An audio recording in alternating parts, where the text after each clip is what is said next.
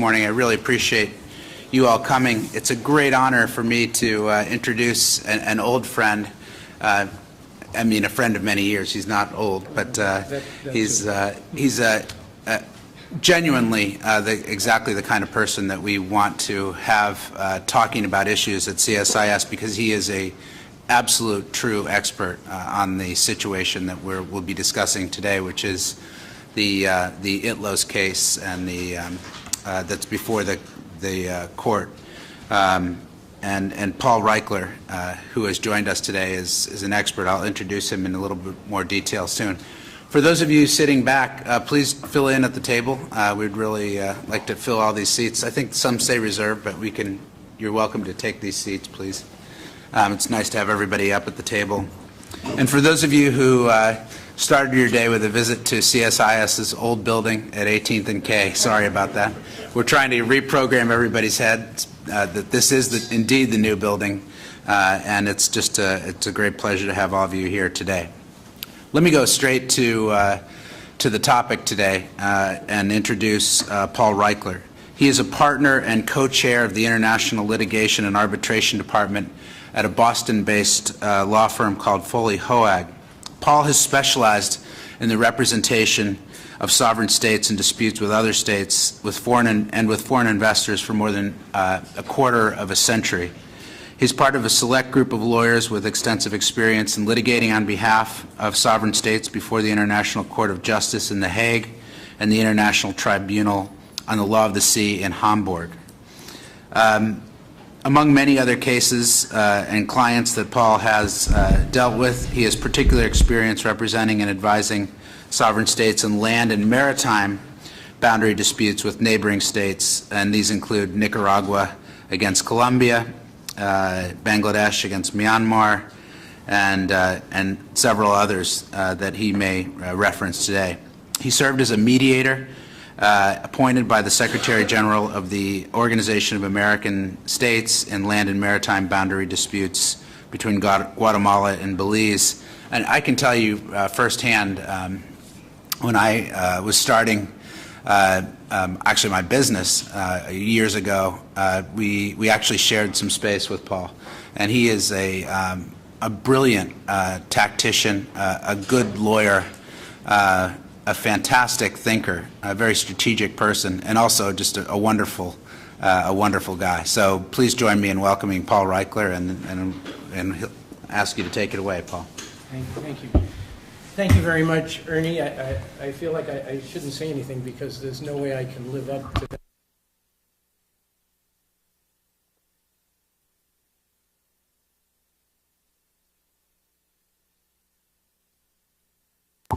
It is a great pleasure for me to be here with you today, and it's an honor for me to have been chosen, along with my law firm, to represent the Republic of the Philippines in its dispute with the People's Republic of China.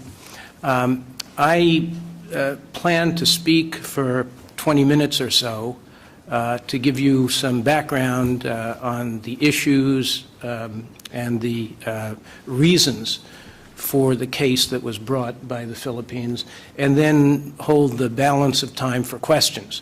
So I find that that's usually more interesting to the audience and more lively, and I know that at CSIS it's a very sophisticated crowd, so I'm sure there'll be some very interesting questions.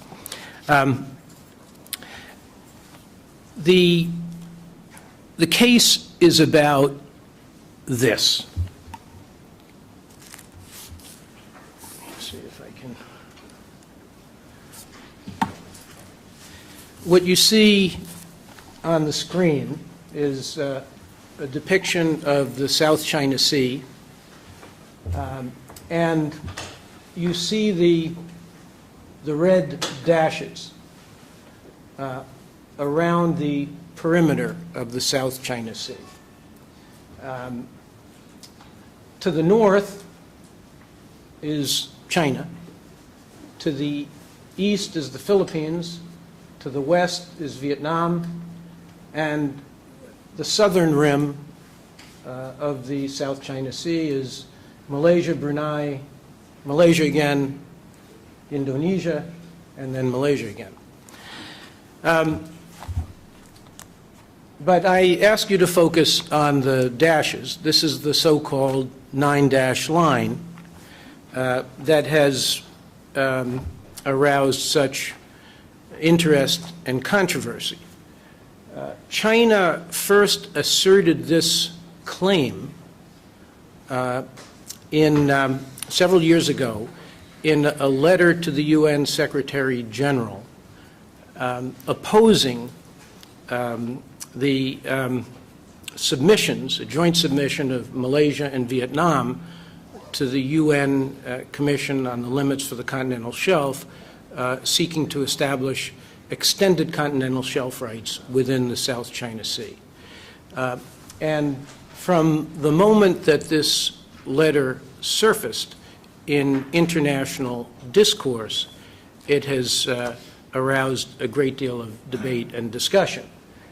What China claimed at the time in its letter to the UN Secretary General was that everything, land and sea, encompassed within the 9-dash line is area over which China exercises sovereignty or sovereign rights.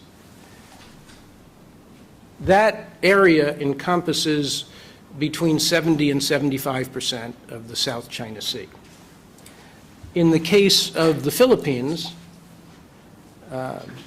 just welcome Ambassador Quisha of the Philippines. In the case of the Philippines, the 9-dash line comes within 50 miles, 50 nautical miles of the island of Luzon to the north. You see it marked in black on the map. And it comes within 30 miles of the southern or southwestern Philippine island of Palawan, right over here, just north of the Sulu Sea. Now, at its farthest extent, the 9-dash line is more than 800 miles from China's mainland coast. It extends between 350 and 850 miles from China's mainland coast. And as I said, if this were a fence, it would fence the Philippines in within 50 miles or 30 miles of its coasts. The Philippines' position is this. Under the United Nations Convention on the Law of the Sea, to which both the People's Republic of China and the Republic of the Philippines are parties, a coastal state's entitlements are prescribed as an entitlement to a 12-mile territorial sea over which the coastal state is virtually sovereign. It's almost like land. And out to a 200-mile exclusive economic zone and continental shelf. And what that means is within 200 miles of its coast, a state has an exclusive entitlement to the resources, the living resources, the fish, in the water, and the non-living resources under the seabed. That's the continental shelf, whether it's hydrocarbons or some other minerals. The Law of the Sea Convention, which in this regard reflects customary international law. So even though, for example, there are a few states, we know which one is the main one, that are not parties to the Law of the Sea Convention, they are still bound by these principles because they have been adjudicated to reflect customary international law, which is applicable to all states. But in this case, we're talking about two states that are parties to the convention. So there's an entitlement to exclusive use of the resources out to 200 miles. And as you can see, China's claim conflicts with this. By claiming sovereignty or sovereign rights, not only more than 200, but more than 800 miles from its mainland coast, and within 200 miles, but not only that, within 50 or 30 miles of the Philippines coasts, you have China claiming entitlements which are not authorized under UNCLOS, under the convention, which overlap with the 200-mile entitlements of the Philippines, which are indeed authorized under UNCLOS. The same could be said for Vietnam on the opposite side. So from the Philippines' perspective, and this is what the main claim in the arbitration is, that China's 9-line claim, that is its claim of sovereignty and sovereign rights, extending far beyond its entitlements under the 1982 United Nations Convention, is inconsistent with that convention, unlawful, and it constitutes a trespass or a violation of the Philippines' rights within 200 miles as set forth in the convention. Now, this is not simply theoretical. In fact, China has objected to and prevented the Philippines from enjoying its rights under the convention within its 200-mile exclusive economic zone and continental shelf. There is an area called Reed Bank, which is up around here, which is within 100 miles from the Philippines coast of Palawan, which reports say has a major hydrocarbon potential. But the Philippines, until now, has been unable to exploit this because of China's objections, indeed because of China's threats that it will not allow the Philippines or a Philippines licensee to exploit that potential resources. Similarly, China has prevented the Philippines from exercising fishing rights throughout much of its 200-mile zone. So what the Philippines is seeking, first and foremost, in the arbitration, and I will come back in a few minutes to talk about the arbitration process. Paul, could you talk into the microphone? Oh, I'm sorry. This is a pretty good online audience. Yeah. Sorry. So I will come back in a few moments and really conclude my remarks by, without going into boring detail for you, just outlining the basis, the legal basis of the arbitration under the convention and the process as it has developed to this point. But fundamentally, what the Philippines seeks is a declaration that all of the rights and entitlements in the South China Sea, including rights to the resources, living and non-living, are governed by the UN Convention on the Law of the Sea, and that under that convention, the 9-line is inconsistent and unlawful. The Philippines is entitled to the full enjoyment of its 200-mile exclusive economic zone and continental shelf and the resources located therein, and that it should be free to exploit without interference by China those resources, especially where China has no corresponding entitlement. Now, there are some other issues in the case which are worth mentioning, and those concern the status of the insular features, islands and rocks within the South China Sea. I'm going to see if I can operate this successfully.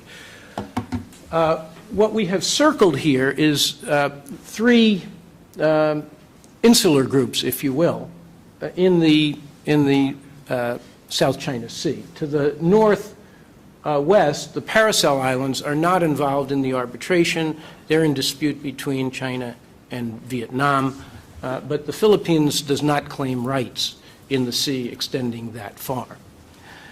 Scarborough Shoal, though, is a key element in the case. Let me see if I can go right to the photo. There it is. I think I have a better slide for that. This is Scarborough Shoal, or a piece of it. Scarborough Shoal consists of 6 features like this one, essentially rocks that protrude above the water at high tide, barely above the water at high tide. This is the largest of the 6 features. Now, sovereignty is disputed between the Philippines and China, but under the Law of the Sea Convention, an arbitral tribunal that is constituted does not have jurisdiction to determine sovereignty over land features, and that includes islands or insular formations. However, what the Philippines has asked of the tribunal is that it determine the status of this feature under the convention.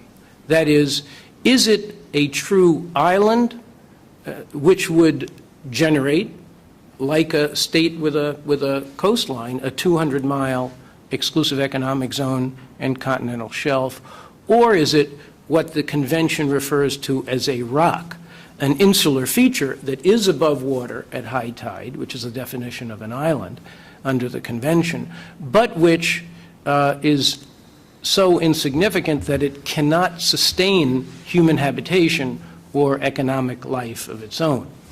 I don't think much more needs to be said about whether this feature can sustain human habitation or an economic life of its own. It's barely big enough to support the Philippine flag.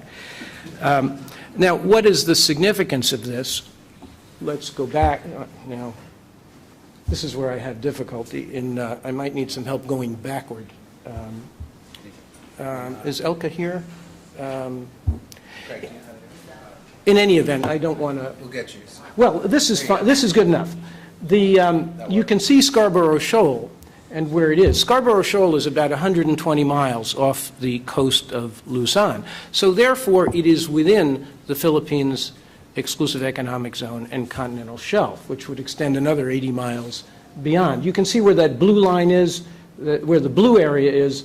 The blue area and the blue lines that surround it are the 200-mile lines from the different coasts around the different coastlines of the coastal states that border the South China Sea. So it's well within 200 miles of the Philippines.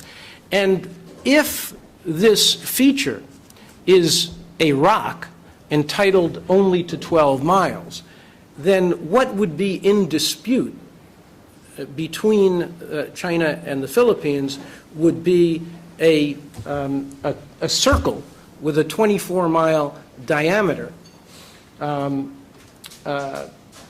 12-mile radius, 24-mile diameter, around Scarborough Shoal. And all of the waters not inside that circle would be part of the Philippines' exclusive economic zone and continental shelf. And all that would remain disputed would be the waters, the feature and the waters within that circle. So for the Philippines, it is important to have this feature classified as a rock rather than an island, because most of the surrounding waters then would be subject to the exclusive entitlement of the Philippines, and only a small part of the sea would be subject to dispute, ultimately to be resolved whenever sovereignty over Scarborough Shoal is determined. Now, I'm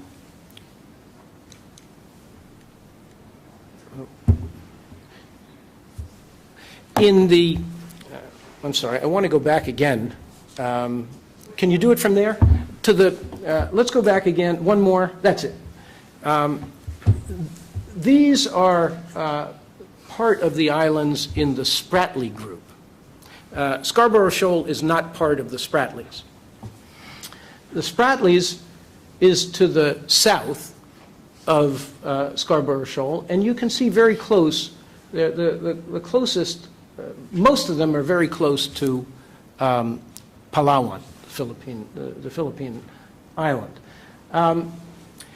The Spratlys are about 140 different features. The vast majority of them are underwater at all times. Another significant portion of them are underwater except at low tide, and they are called low tide elevations. There are relatively few of them that constitute true islands in the sense that they are above water at high tide, and a very, very tiny number of those even have vegetation on them. Now, the Spratlys have been the subject of contention among a number of states. All of the Spratlys are claimed by China. All are claimed by Vietnam. A number of them are claimed by the Philippines, and a few are claimed by Malaysia, and one or two by Brunei. In the third element of the Philippines claim, that is, the focal point being first the 9-dash line, second focal point being Scarborough Shoal, and third, the Spratlys. And here, similar to the objective in regard to Scarborough Shoal, what the Philippines is attempting to establish is that these features do not generate more than a 12-mile entitlement. That is, they are, under the terms of the convention, rocks. They do not support human habitation or economic life of their own. And if, again, they have 12-mile entitlements because they are rocks, as opposed to 200-mile entitlements because they are islands capable of sustaining human life or human habitation or economic life, then their significance diminishes. And if they are all confined within 12-mile circles, then the reach of these islands or features does not extend very far. And again, this is a little more complicated than Scarborough Shoal. We're only dealing with one feature.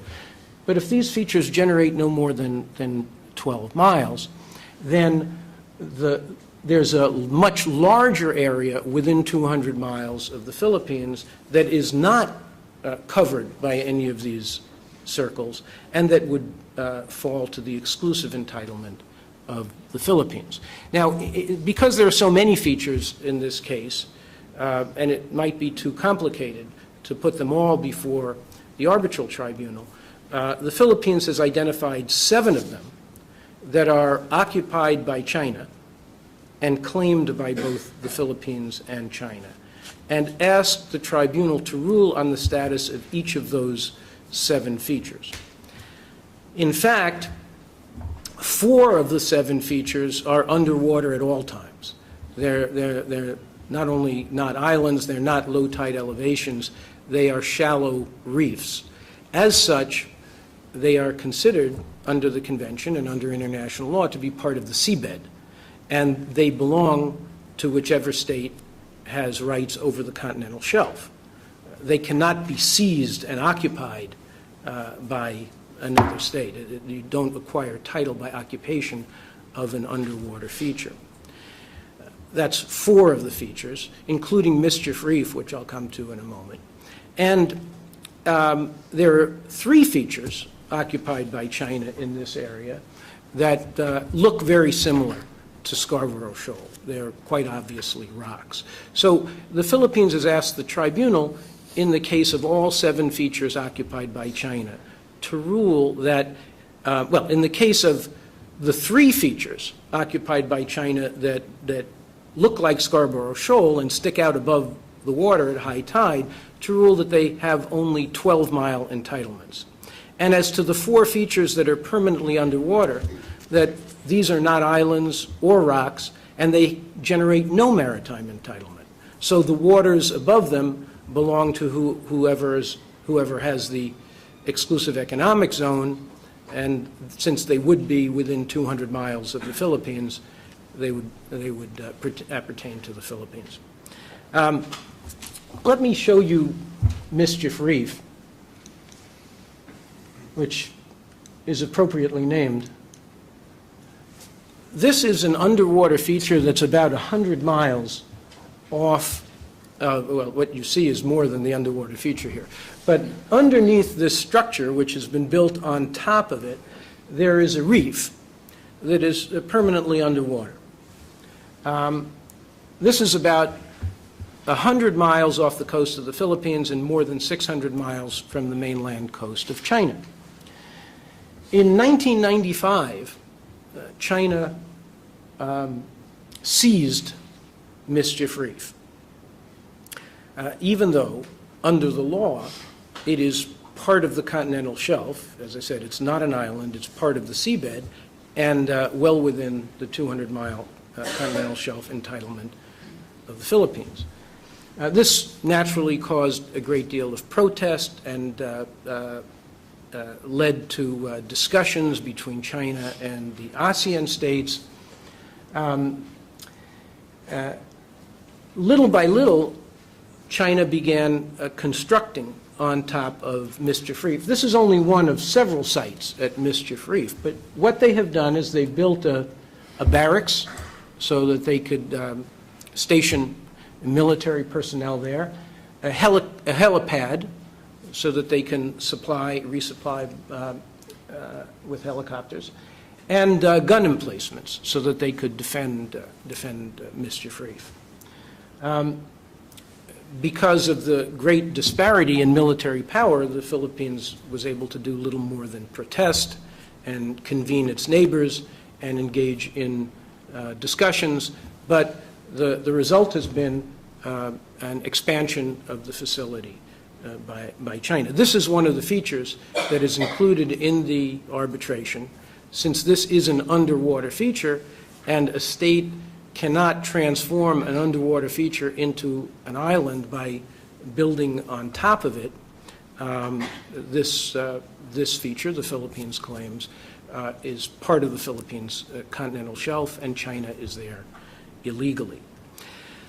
After the arbitration was filed in January, China sent a rather large flotilla to another underwater feature about 30 miles to the east, also within 100 miles of Palawan, the Philippine island, called Second Thomas Shoal, or Huangyan Shoal. And although China has not yet constructed anything there, they have made public pronouncements that it is theirs, and they have told the Philippines that no Philippine fishermen may come, no Philippine naval vessels may come, essentially cordoned it off. Again, expanding. I think one of their generals referred to this in a magazine article as the cabbage strategy. But there is a risk of further expansion because there are many underwater shoals and reefs in this area, even closer to the Philippines, and of course a risk, given China's behavior to this point, occupying and fortifying Mischief Reef, now moving on to Second Thomas Shoal, that there's no indication that they will stop, or if so, where. Now, the Philippines had spent many years, actually negotiations go back to 1995, mainly bilateral, some multilateral. And at no point was any progress made in reaching any kind of a solution bilaterally. China simply held to the position that China has sovereignty and sovereign rights within the 9-dash line, and that includes sovereignty over all the insular features reefs, shoals, cays, rocks within the 9-dash line, and there's no flexibility in that position in the negotiations. So the Philippines was faced with a very difficult situation that was getting worse. In April 2012, Chinese ships surrounded Scarborough Shoal and excluded Philippine fishing vessels. A tentative agreement was reached that both sides would remove their vessels. The Philippines did remove its vessels, China did not remove its, and China remains in de facto possession of Scarborough Shoal. And then in the spring of this year, China moved in on Second Thomas Shoal to the south and part of the Spratlys. So the Philippines was faced with a very serious situation. One, it could not exploit the resources in the areas to which it has entitlement under international law, including the UN Convention. Two, negotiations had gotten nowhere, and there was no indication of any softening in China's position. In fact, all indications were the opposite after the incidents at Scarborough Shoal in 2012 and Huangyan Shoal this year, or Second Thomas Shoal this year. Confronting China militarily was not a viable option. The Philippines doesn't have the kind of economic or commercial influence vis-a-vis China to cause a change in its behavior, and the options were limited. But the one option that appeared was the law, because in a court or before an arbitral tribunal, a small state that is weaker militarily, economically, commercially, has the opportunity, at least, to compete on equal terms with a much larger, more powerful state.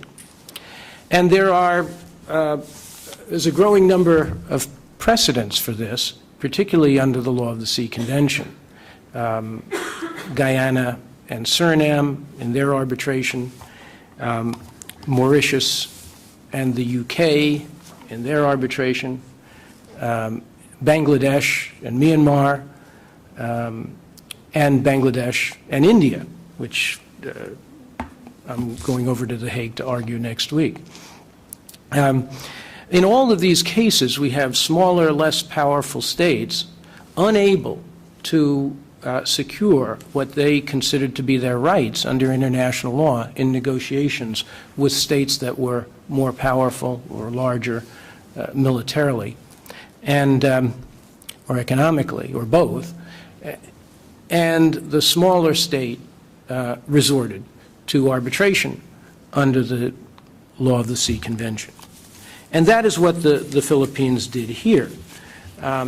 Now, just a couple of more words on this, and I will, this is Article 286 of the Convention, and it provides that, just to interpret it a little bit for you, where the parties have exchanged views on a dispute without resolving it, then either one can submit the dispute to third-party dispute resolution under any of the mechanisms provided for in the Convention. And in the next article, Article 287, it provides that they may take the dispute by agreement to the International Tribunal for the Law of the Sea in Hamburg, which is what Bangladesh and Myanmar did, or to the International Court of Justice, or to a tribunal, an arbitral tribunal that they would constitute by mutual agreement. But failing agreement to go to any of these forums, the fallback, the default mechanism is paragraph 5 at the bottom. If the parties to a dispute have not accepted the same procedure for the settlement of the dispute, it may be submitted only to arbitration in accordance with Annex 7, unless the parties agree otherwise. So what this means is if one party initiates a dispute under the convention, the other party does not want to agree to any particular forum, that does not frustrate or stop the arbitration. The claimant state has the right to take it to arbitration under the rules specified in one of the annexes to the convention, and the respondent state, the other state, is obligated to participate. Is obligated by that choice and is obligated by the decision of the arbitral tribunal, I should say. Let me see. I don't think there's anything else here that I want to go into right now. But so under Annex 7, that is how the arbitration was initiated under those procedures. The way it works is the claimant state appoints an arbitrator. Bangladesh appointed a very distinguished international jurist who's a judge on the International Tribunal for the Law of the Sea from Germany, Judge Rudiger Wolfram. Then the other state has the right to appoint an arbitrator. And then the states try to agree on 3 neutral arbitrators, including the president. If they're unable to agree, the convention provides that those arbitrators will be appointed by the president of ITLOS, the president of the International Tribunal for the Law of the Sea in Hamburg. China took the position from the very beginning that they would not participate in the arbitration, so they did not appoint an arbitrator, and one was appointed in lieu of their choice by the president of the International Tribunal for the Law of the Sea, and then they refused to negotiate over the other 3 arbitrators, who likewise were appointed by the president of the International Tribunal for the Law of the Sea. We have an arbitral tribunal, and I've been before many, that is clearly one of the most esteemed, expert, respected group of Law of the Sea experts that could possibly have been assembled. It's provided over by Judge Thomas Mensah of Ghana, who was a president of the International Tribunal for the Law of the Sea. It has Judge Wolfram, who I mentioned. It has Judge Jean-Pierre Cotte from France, another esteemed expert and judge on the ITLOS Tribunal. The Polish judge, Judge Polak, from the ITLOS Tribunal, is also a member appointed by the president of the ITLOS Tribunal. And the 5th member is a very, very distinguished Dutch expert, Alfred Soens, who's the director of the Netherlands Institute for the Law of the Sea. So it's a very serious, very prominent, very expert tribunal. China still has refused to participate, but the Annex 7 provides in Article 9 that in the event one of the parties refuses to participate, that does not frustrate or stop the arbitration. It proceeds. The members of the tribunal have a particular burden of establishing to their own satisfaction that the claims of the claimant state are supported by facts and law. They cannot simply enter a default judgment, as might happen in a national court in the United States. So it's still a rigorous procedure. Article 11 provides that the award, the judgment of the arbitral tribunal is final, it's not appealable, and it is binding. It's obligatory on all parties as a matter of international law. To this point, the tribunal has met its established rules of procedure, and it has set a schedule which requires the Philippines to submit its written pleading, what we call its memorial, its arguments on the facts and the law and supporting documentation by the 30th of March 2014. So the Philippine legal team is hard at work on that as we speak. After that, the tribunal has reserved judgment as to what the next steps will be. It will give every opportunity for China to change its mind and participate. It'll keep the door open for as long as possible. But ultimately, it will proceed to consider the Philippines' claims, its evidence, and its legal arguments, and ultimately render a judgment. And we expect that judgment to be rendered sometime in 2015, probably by the middle of 2015. It will be binding on the Philippines, and it will be binding on China. Whether China adheres to it is an entirely different question, maybe one that some of you have comments about. But right now, our task is to present the claims to the tribunal and to obtain the relief that the Philippines has requested. And with that, I will turn it back over to Ernie, who I'm sure will invite your questions. I will. Thank you, Paul. That was fantastic. And I want to start with a question, but just to get everybody ready, if you have questions, please identify yourself and your affiliation and ask the question. I'd like to start with a question of how would it be enforced? How would the judgment be enforced if China disagrees with the judgment, and if it were awarded to the Philippines? Well, it's of course a very good question, and it's not something that is how can I say, unanticipated by the Philippines. There's no posse, there's no police force, there's no sheriff who might be ordered by a local judge to go and make the defendant comply with the order. It is largely a question of whether a state that is subject to a judicial order or an arbitral award chooses to comply or not. But having said that, I should point out, number one, that in 95% or more of cases decided by the International Court of Justice, the International Tribunal for the Law of the Sea, or arbitral tribunals that have been convened for interstate disputes, in at least 95% of those cases, the states that are, quote unquote, the losing party comply.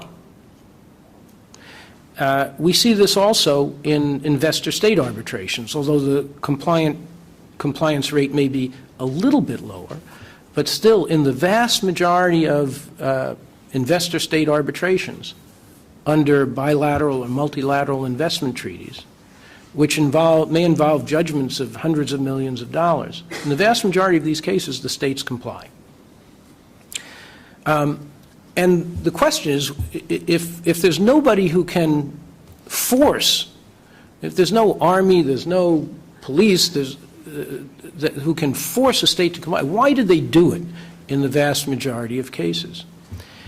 And I think that part of it, part of the explanation is that there is a heavy price to pay for a state that defies an international court order or a judgment of an arbitral tribunal that is seen, that is recognized in the international community as legitimate, as fair, as correct, as appropriate.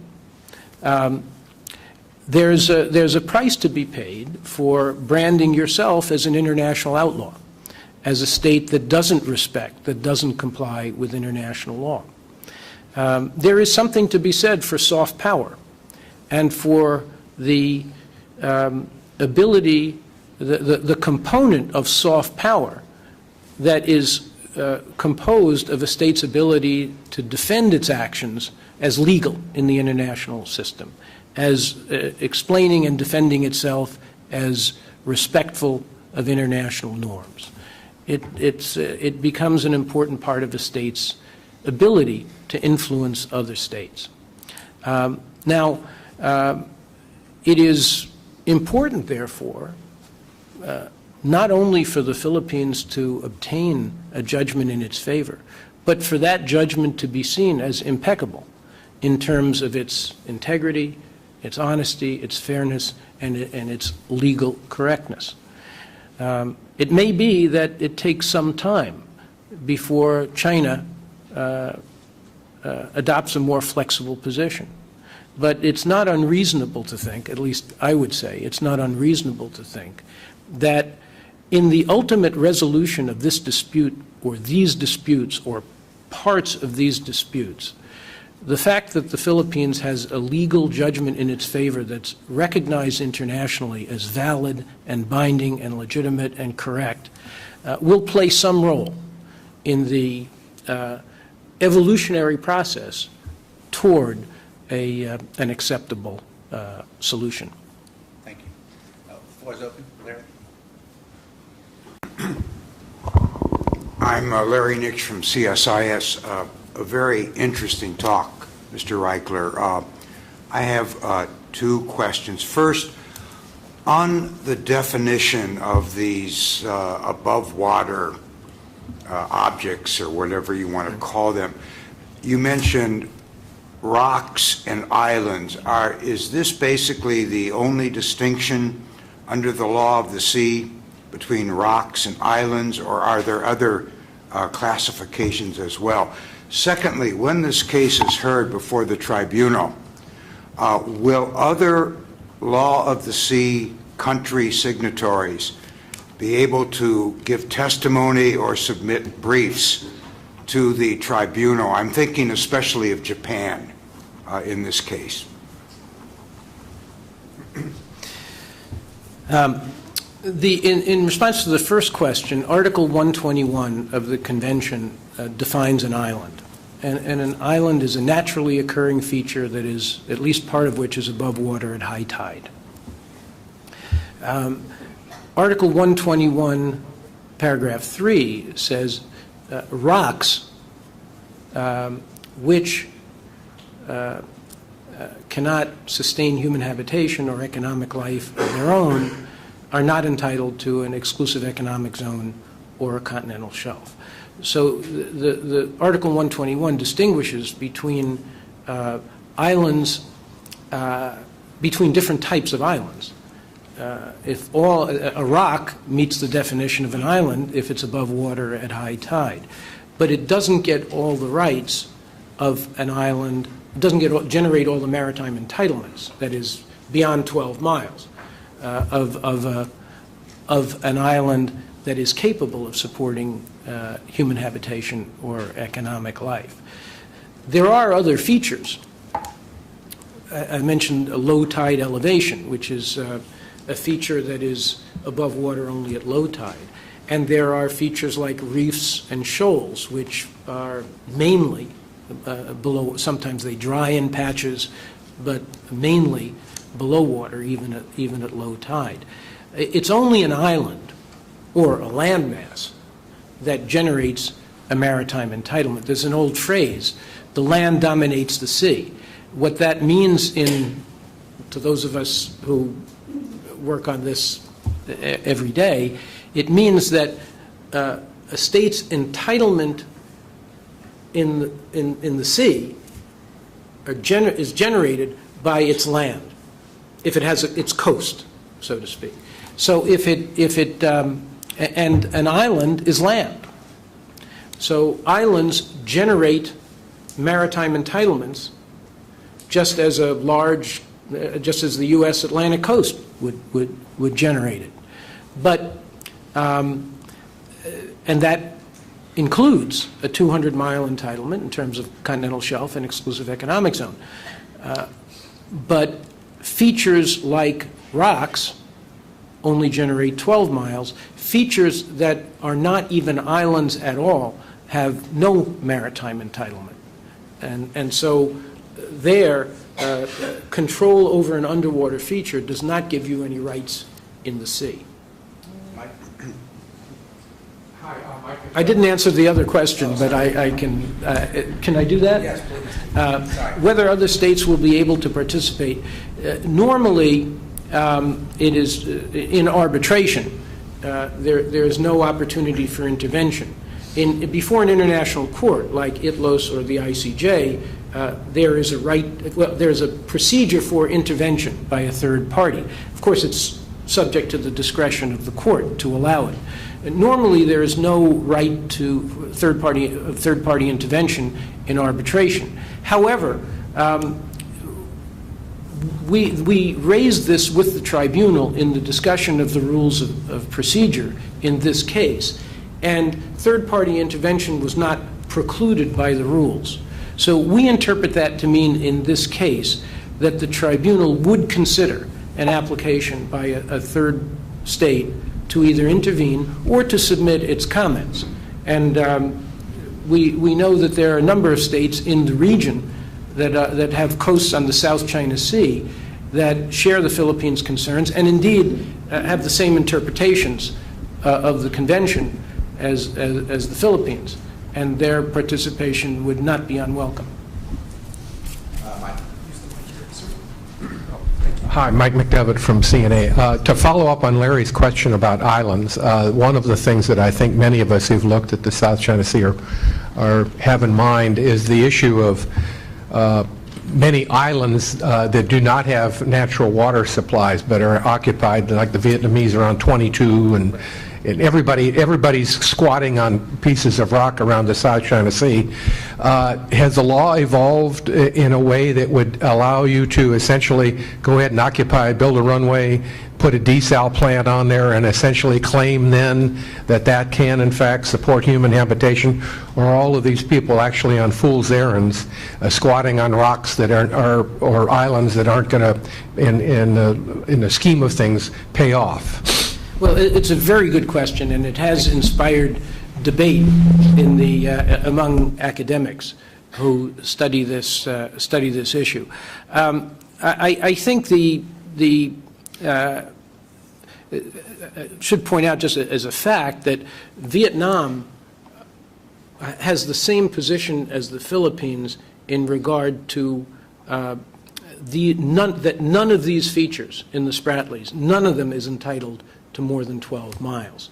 So they would, at most, be classified as rocks under the convention, although there may be some difference of view between the Philippines and Vietnam over whether certain low-tide elevations are rocks or not. But where the Philippines and Vietnam coincide is that nothing in the Spratlys is entitled to more than 12 miles.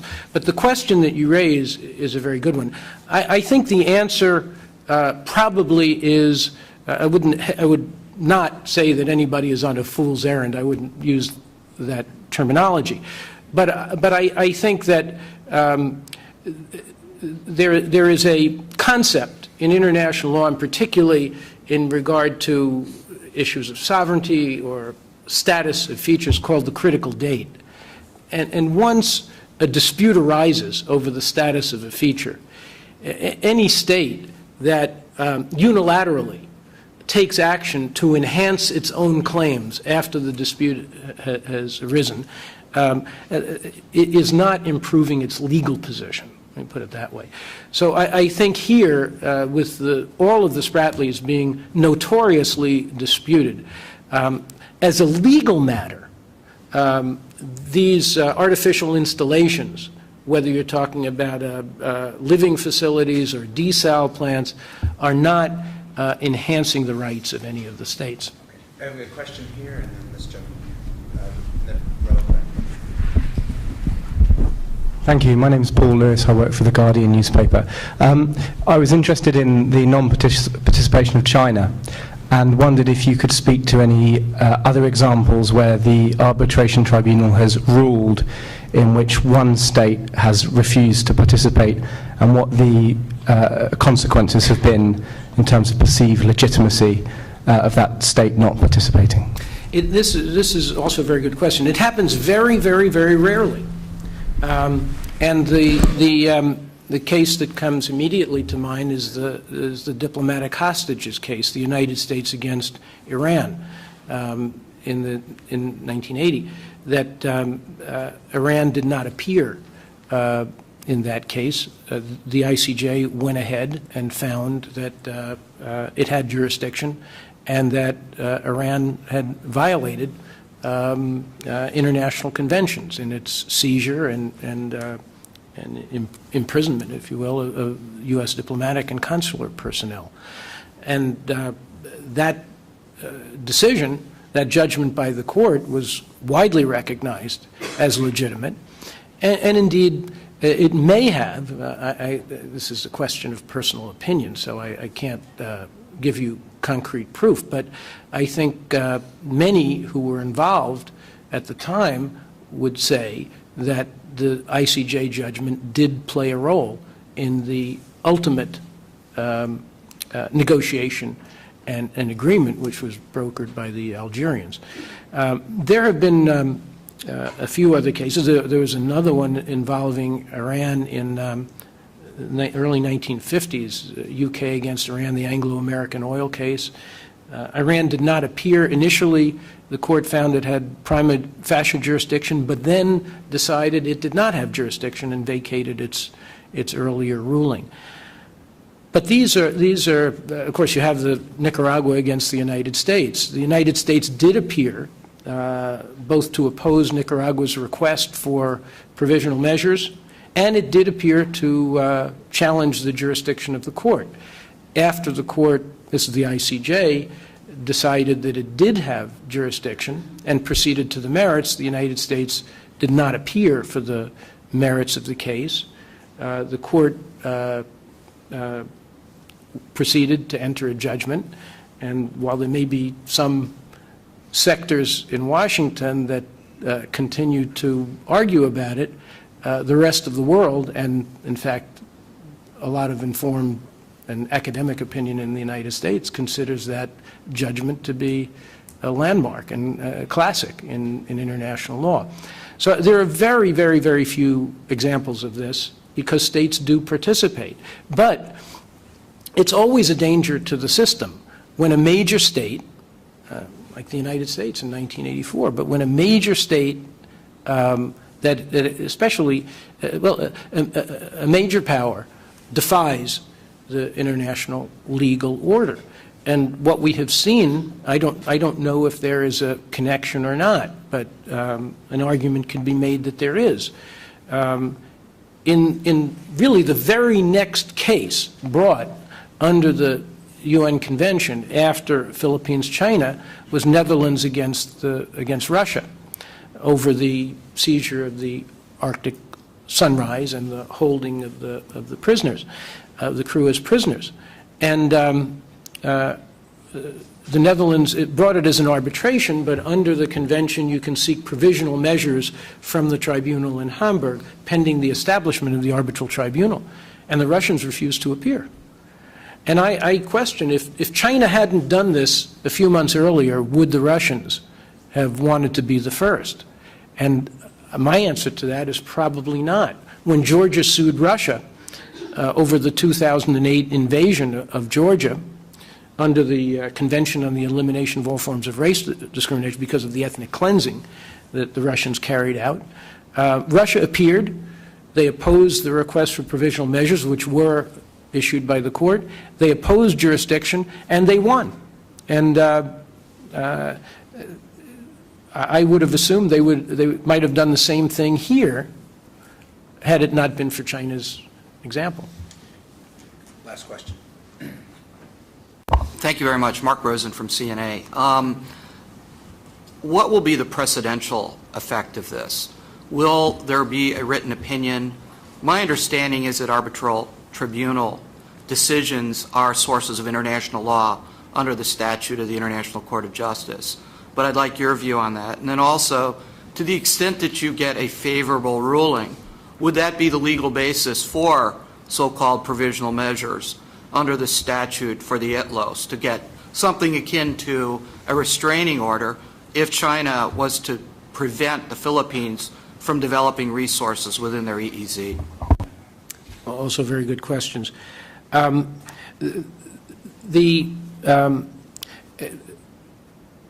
Technically speaking, an arbitral award is binding only between the parties to the case. However, these awards in interstate cases, usually issued by very prestigious world-class experts, legal experts on the law of the sea, become published, and they are cited in other cases. The International Court of Justice, as you said, cites arbitral awards as well as its own decisions when it issues opinions in support of its judgments. Arbitral tribunals cite other arbitral tribunals. And especially if you have a tribunal with people like Mensah, Cott, Wolfram, Pollack, Fred Soons,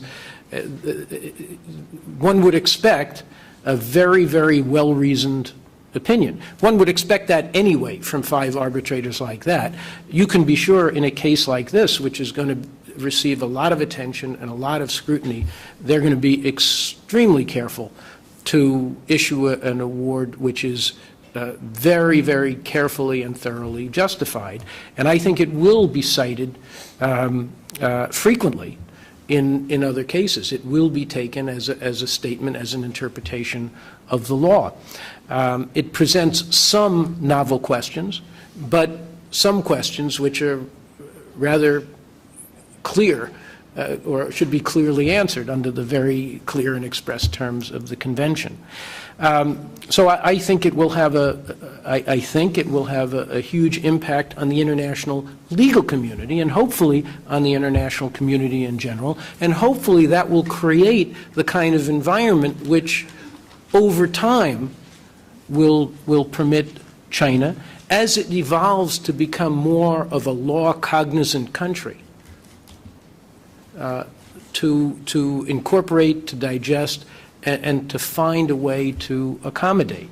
When I say its evolution toward a law-cognizant country, there was a time nobody thought that China would ever comply with adverse WTO awards.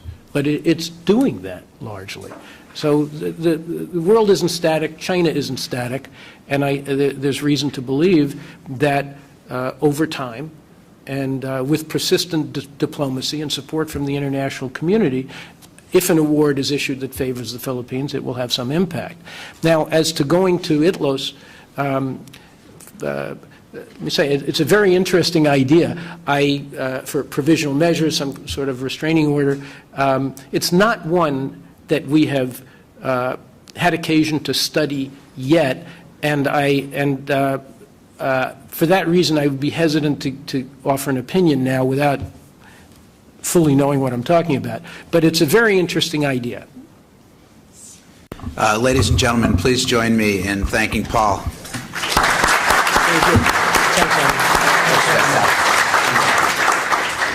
And I think we would all agree, Paul, we're going to ask you to come back from time to time.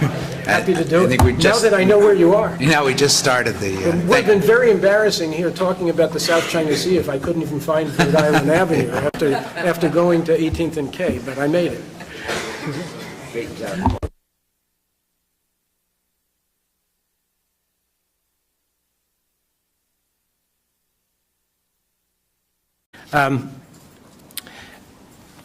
The case is about this.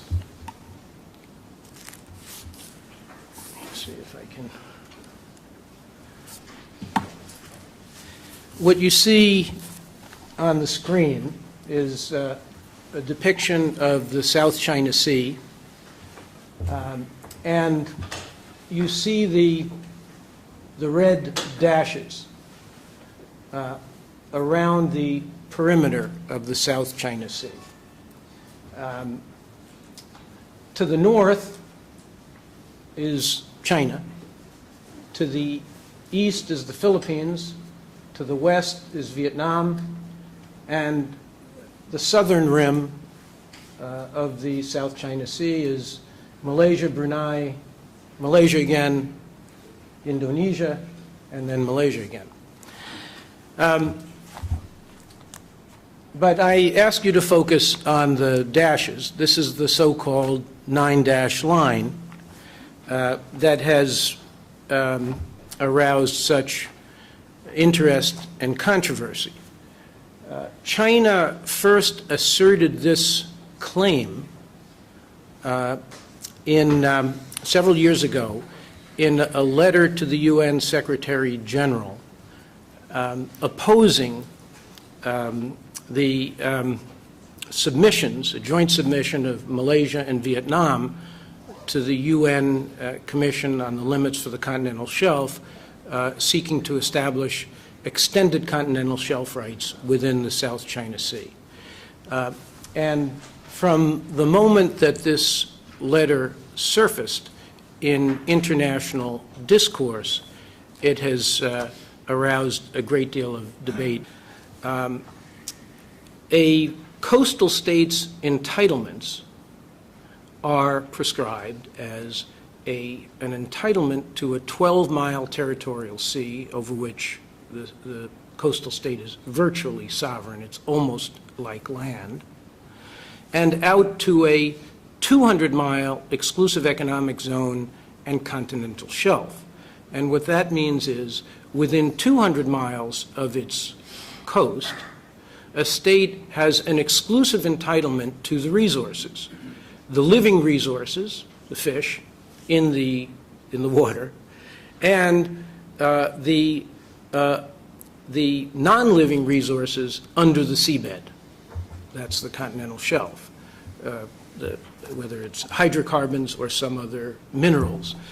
The Law of the Sea Convention, which in this regard reflects customary international law. So even though, for example, there are a few states, we know which one is the main one, that are not parties to the Law of the Sea Convention, they are still bound by these principles because they have been adjudicated to reflect customary international law, which is applicable to all states. But in this case, we're talking about two states that are parties to the convention. So there's an entitlement to exclusive use of the resources out to 200 miles.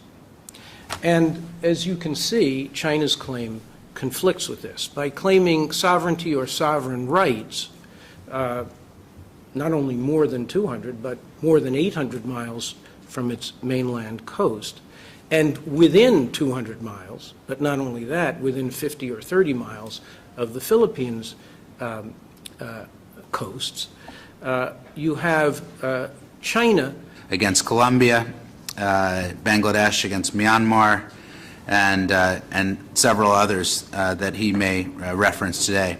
He served as a mediator appointed by the Secretary General of the Organization of American States in land and maritime boundary disputes between Guatemala and Belize. And I can tell you firsthand, when I was starting actually my business years ago, we actually shared some space with Paul. And he is a brilliant tactician, a good lawyer, a fantastic thinker, a very strategic person, and also just a wonderful guy. So please join me in welcoming Paul Reichler, and he'll ask you to take it away, Paul. Thank you.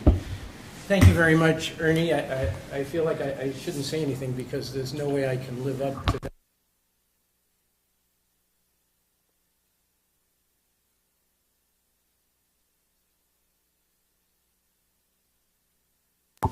It is a great pleasure for me to be here with you today, and it's an honor for me to have been chosen, along with my law firm, to represent the Republic of the Philippines in its dispute with the People's Republic of China.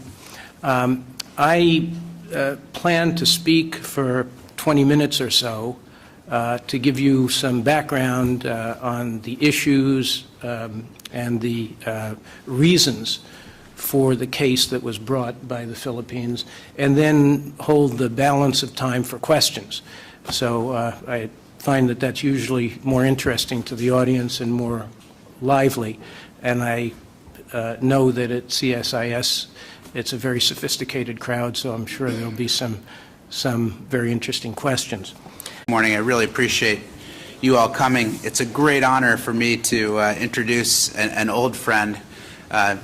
I mean, a friend of many years. He's not old, but he's a genuinely exactly the kind of person that we want to have talking about issues at CSIS, because he is a absolute true expert on the situation that we'll be discussing today, which is the Itlos case and the that's before the court. And Paul Reichler, who has joined us today, is an expert. I'll introduce him in a little bit more detail soon. For those of you sitting back, please fill in at the table. We'd really like to fill all these seats. I think some say reserved, but you're welcome to take these seats, please. It's nice to have everybody up at the table. And for those of you who started your day with a visit to CSIS's old building at 18th and K, sorry about that. We're trying to reprogram everybody's head that this is indeed the new building, and it's a great pleasure to have all of you here today. Let me go straight to the topic today and introduce Paul Reichler. He is a partner and co-chair of the International Litigation and Arbitration Department at a Boston-based law firm called Foley, Hoag. Paul has specialized in the representation of sovereign states in disputes with other states with foreign investors for more than a quarter of a century. He's part of a select group of lawyers with extensive experience in litigating on behalf of sovereign states before the International Court of Justice in The Hague and the International Tribunal on the Law of the Sea in Hamburg. Among many other cases and clients that Paul has dealt with, he has particular experience representing and advising sovereign states in land and maritime boundary disputes with neighboring states, and these include Nicaragua. And discussion. What China claimed at the time in its letter to the UN Secretary General was that everything, land and sea, encompassed within the 9-dash line is area over which China exercises sovereignty or sovereign rights.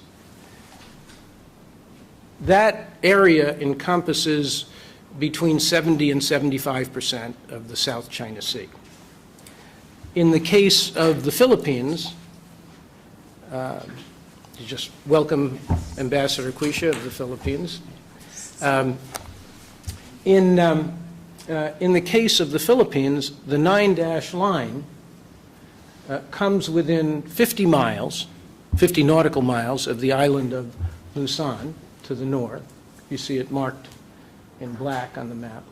And it comes within 30 miles of the southern or southwestern Philippine island of Palawan, right over here, just north of the Sulu Sea. Now, at its farthest extent, the 9-dash line is more than 800 miles from China's mainland coast. It extends between 350 and 850 miles from China's mainland coast. And as I said, if this were a fence, it would fence the Philippines in within 50 miles or 30 miles of its coasts. The Philippines' position is this. Under the United Nations Convention on the Law of the Sea, to which both the People's Republic of China and the Republic of the Philippines are parties,